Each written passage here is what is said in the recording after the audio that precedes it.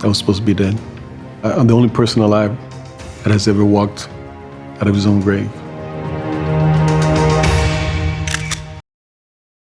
सोचो ज़रा, अगर एक बीवी जो हर वक्त अपने हस्बैंड के साथ रहती है, खाना बनाती है, चाय बनाती है, वो अपने हस्बैंड को मारने का प्लान बनाए और हस्बैंड को पता चल जाए, तो कैसा होगा?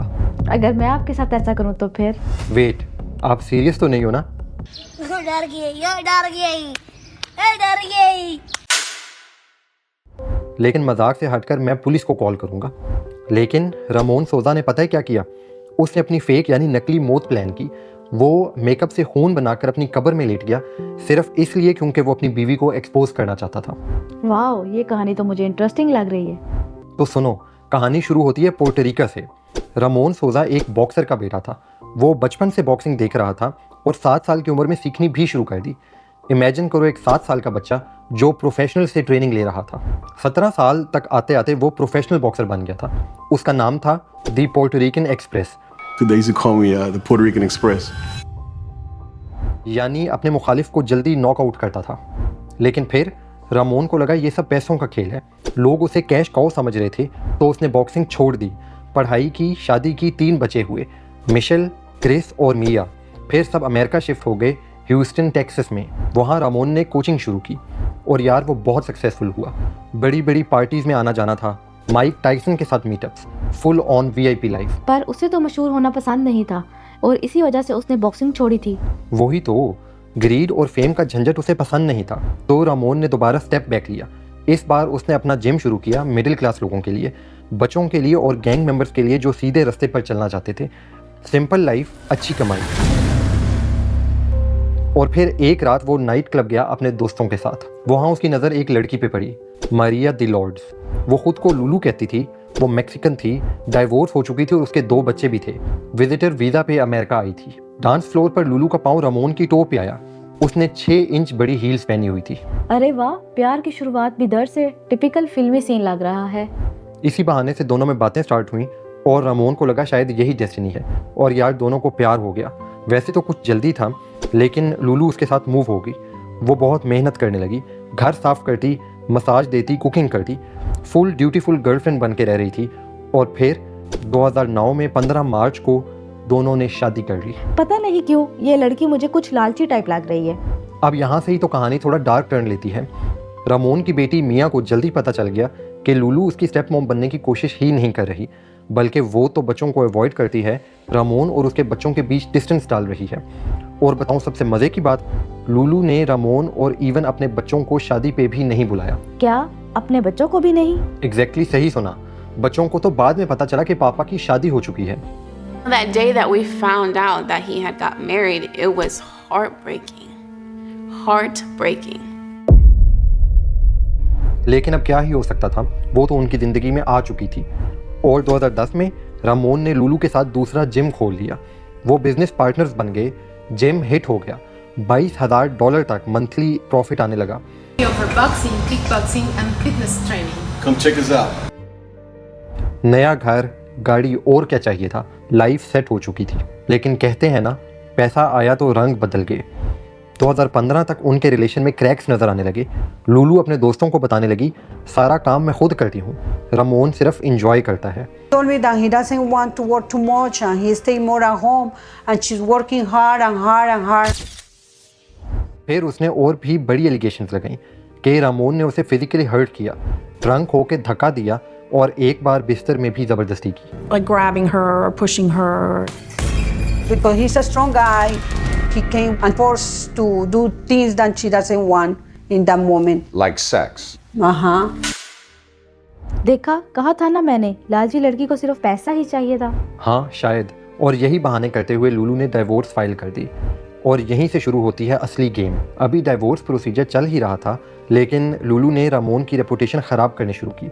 जिम के क्लाइंट्स को बोली रामोन वॉयलेंट है और पैसों का गबन करता है, यानी पैसे चोरी कर रहा है, जबकि पैसों में गबन वो खुद कर रही थी। Are you worried that she's skimming money? I was worried, and I was wondering what she was doing with the money. Ramon soon learned where some of that money may have gone. लोग memberships cancel करने लगे, gym में पैसे कम होने लगे, लेकिन लुलू सिर्फ इस पे ना रुकी। उसे तो सब कुछ चाहिए था, ग्रीन कार्ड, घर, बिजनेस, सब कुछ। लेकिन रामोन के ज़िंदा रहते तो ये पॉसिबल नहीं था, तो उसने कुछ नया सोचा। वेट, मतलब अब मर्डर का प्लान? सीरियसली? एग्जैक्टली। और अभी ज़रा आगे तो सुनो। रामोन और लुलू का एक म्यूचुअल फ्रेंड था जिसका नाम था मुंडू। मुंडू एक दिन जिम में था और उसने सुना लुलू अपनी 16 साल की बेटी से बात कर रही थी। मुंडू छुपकर बात सुनने लगा। वो एक बच्चे के बारे में बात कर रही थी जो जिम में आता था। उसके बाप के कनेक्शंस मैक्सिकन कार्टेल से थे। वो लोग किडनैपिंग करते थे और इवन जान से भी मारते थे। और फिर मुंडू ने सुना रामोन को हैंडल करना है। मुंडू डर गया। अगली सुबह उसने लुलू से डायरेक्ट इस बारे में पूछा और लुलू ने भी ओपनली कहा, मैं थक गई हूँ, मैं चाहती हूँ रामोन चला जाए या गायब हो जाए। मुंडू ने पिस्टल का साइन हाथ से बनाया, मतलब ये Disappear like what? Disappeared. And I did the pistol sign. यार वाकई अपनी बेटी के सामने अपने हस्बैंड को मारने की बात कर रही है। किस टाइप की माँ थी वो? अब यहाँ ट्विस्ट है। मुंडू और रामोन बेस्ट फ्रेंड्स थे। मुंडू का पास्ट रफ था, गैंग्स, जेल्स, शूटिंग्स वगैरह। लेकिन रामोन ने उसे बॉक्सिंग सिखाई थी, उसे फादर फिगर की तरह ट्रीट किया था उस वक्त जब मुंडू को सबसे ज़्यादा किसी की ज़रूरत थी। मुंडू समझ गया था कि लुलू डेस्परेट है, अगर वो खुद उसकी हेल्प नहीं करेगा तो वो किसी और को ढूंढ लेगी। तो मुंडू ने कहा, मैं जानता हूँ एक आदमी, पाको, वो ये काम कर सकता है। लेकिन दूसरी तरफ मुंडू ने पाको को नहीं, रामोन को कॉल की और बोला, भाई तुम्हारी बीवी तुम्हें मरवाना चाहती है। अच्छा, तो मुंडू एक्चुअली लॉयल था रामोन के साथ और लुलू के साथ डबल गेम कर रहा था। हाँ, पहले तो रामोन को यकीन नहीं आया। चीज़ें ज़रूर कुछ ख़राब थीं, लेकिन मर्डर? लेकिन फिर उसने सोचा, अगर वो वाकई डाइवोर्स से पहले मर जाए तो लुलू को सब कुछ मिल जाएगा। लाइफ इंश्योरेंस, रिटायरमेंट, जिम, घर, उसका सब कुछ। और इमेजिन करो, वो अभी भी सेम घर में रहते थे, एक ही डाइनिंग टेबल पर इकट्ठे खाना खाते थे। उफ, मैं तो एक सेकंड भी नहीं रह सकती उस घर में। शायद रामोन ने भी यही सोचा होगा और वो पुलिस के पास गया। और पता है पुलिस ने क्या कहा? उन्होंने कहा कि वो बगैर एविडेंस के हेल्प नहीं कर सकते। और फिर रामोन और मुंडू ने खुद का प्लान बनाया। उन्होंने एक बर्नर फ़ोन खरीदा। इस फ़ोन से उन्होंने पाको यानी फेक हिटमैन बनने की एक्टिंग करने का सोचा। मुंडू ने लुलू के सामने पाको को मैसेज किया और कत्ल की कीमत डिसाइड हुई $1000 प्लस रामोन की कार और वेपन्स के पैसे। लुलू ने डील मान ली और यार फिर मुंडू छुप छुप के रिकॉर्डिंग करने लगा। एक रिकॉर्डिंग में लुलू अपनी वॉचेस देख रही है, सोच रही है कौन सी बेच कर हिटमैन को पे करूं।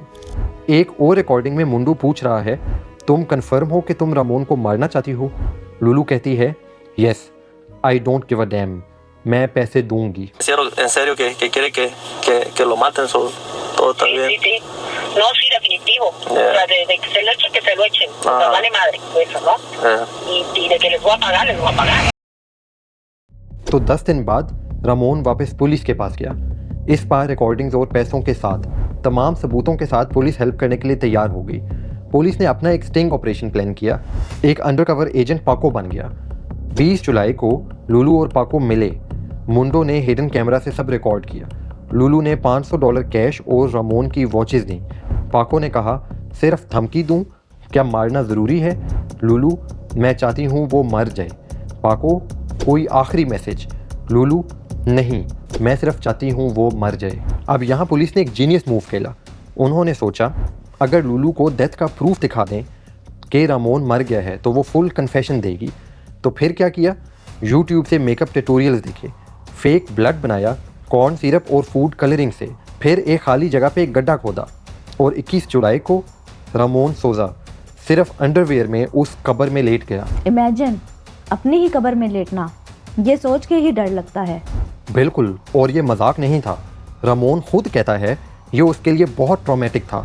उसकी बीवी उसे मारना चाहती थी और अब वो नकली खून लगाकर कब्र में लेट रहा था।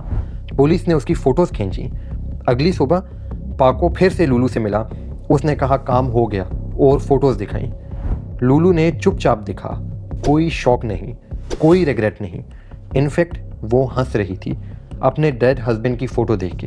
पुलिस को अब फुल कॉन्फिडेंस था कि ज्यूरी सब सबूत को देखेगी तो सज़ा ज़रूर देगी। 23 जुलाई को पुलिस जिम पे आई। बोली रामोन मिसिंग है। लुलू से पूछा, तुमने उसे कब देखा था? लुलू, 15 जुलाई को, उसके बाद से नहीं देखा, जो कि झूठ था क्योंकि वो एक घर में रह रहे थे।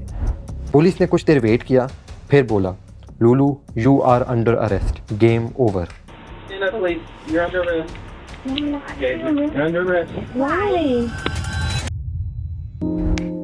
फाइनली लुलू ने जुर्म का एतराफ़ कर लिया। अक्टूबर 2016 में उसे 20 साल की सज़ा मिली। कोर्ट में उस वक्त रमोन भी था। ऐसी हालत में देखकर उसने लुलू को माफ़ कर दिया, लेकिन लुलू ने एक बार भी उसकी तरफ नहीं देखा। उसने माफ कर दिया? यार रामोन का बड़ा दिल था, मैं तो कभी माफ नहीं करती। रमोन अब उससे आगे बढ़ चुका है। उसने एक बुक भी लिखी और डोमेस्टिक वायलेंस पे लेक्चर्स देता है। सब ठीक हो गया था। Thank you, London. I'm alive. लेकिन फिर अक्टूबर 2023 में लुलू जेल से छूट गई। सिर्फ 7 साल में, वो भी मर्डर के जुर्म में। और एग्जैक्टली यही प्रॉब्लम थी। मर्डर का सिर्फ प्लान किया था उसने, एक्चुअल क्राइम कमिट नहीं हुआ था। लेकिन अब रामोन कहता है मुझे हमेशा मोहतात रहना पड़ेगा, कहीं वो वापस ना आ जाए। ये तो अनफेयर है। हाँ, शायद कह सकते हैं। लेकिन दोस्तों, आप बताओ, आपको क्या लगता है? क्या लुलू दोबारा रामोन को मारने की कोशिश करेगी? नीचे कमेंट्स में बताएं।